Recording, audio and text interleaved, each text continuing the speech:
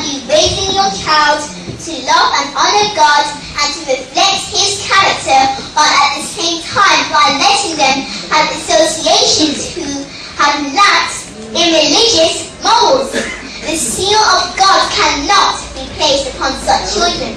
They will but partake of the same spirit as their ungodly friends. You don't believe it? Let's read it.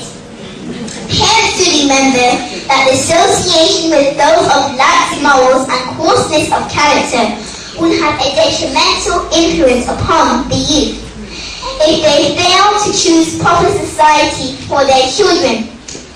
If they allow them to associate with youth of questionable morals, they place them or permit them to place themselves in a school where lessons of depravity are taught and practiced.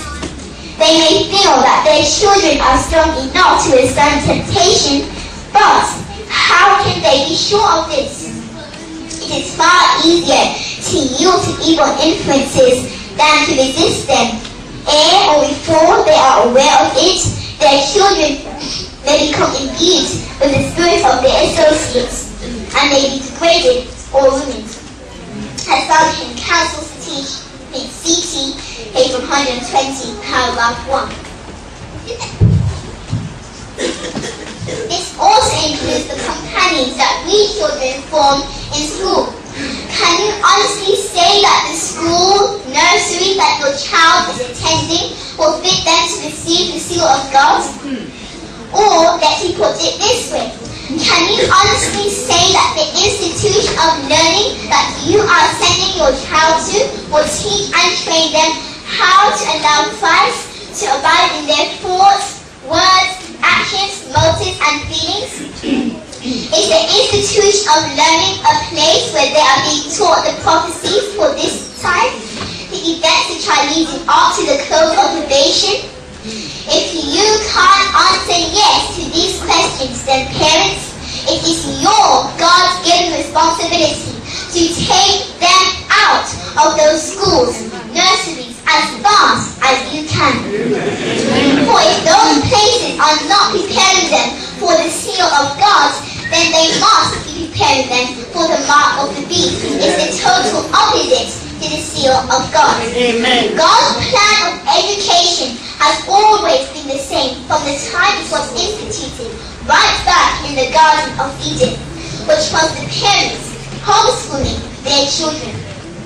The reason why schools were set up, such as the school of the prophets and also the schools in Sister White's time, was because parents were neglecting their God-given responsibility to home educate their children. The parents are placing their young people in heathen institutions of learning. So, instead of these children being corrupted by the heathen teachings, God saw that it would be fit to set up schools which would mimic the homeschool environment. But we don't have schools in London that mimic the correct homeschool environment. Even if we did, the best plan for us children is to be homeschooled. And I'm not talking about teaching us the same things that schools out there teach children, but in the 6th volume of the Testament, Sister White says that the lessons that you are to be giving us children are to be lessons suited to the times in which we are in. And Psalm 111 verse 10 says that the fear of the Lord is the beginning of wisdom, meaning that the lessons that we are to be receiving from you in the homeschool are to be founded upon the law and the character of God. Amen. To summarize this sermon, parents, it is your responsibility to give us an education that will teach us how to allow Christ to control our hearts throughout the day, and an education that will teach us the prophecies for this time, the third angel's message. In other words, it is your duty to give us an education and place us only in the environments and among associations which will place upon us the seal of God. Amen. You want to know how to give such an education? Then study the book, Child's Guidance. That's for the character building. But for the knowledge of the events leading up after the close of probation, study the verses, the events surrounding the close of probation. We need to understand this. Blessed is he that readeth, and they that hear the words of this prophecy, and keep those things which are written therein, for the time is at hand. Amen. This is the education that is to be patiently given. Let our lessons be appropriate for the day in which we live, and let our religious instruction be given in accordance with the messages God sends.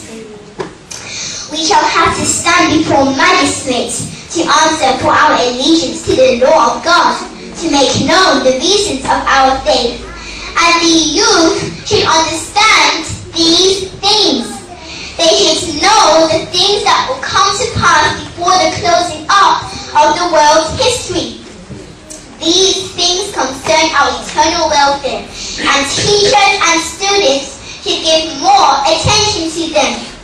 By pen and voice, knowledge should be imparted, which will be meet in due season, not only to the young, but to those of mature years also. That stands in 6 Testimonies, page 128, paragraphs 2 and 3. Before I read this next quote in closing,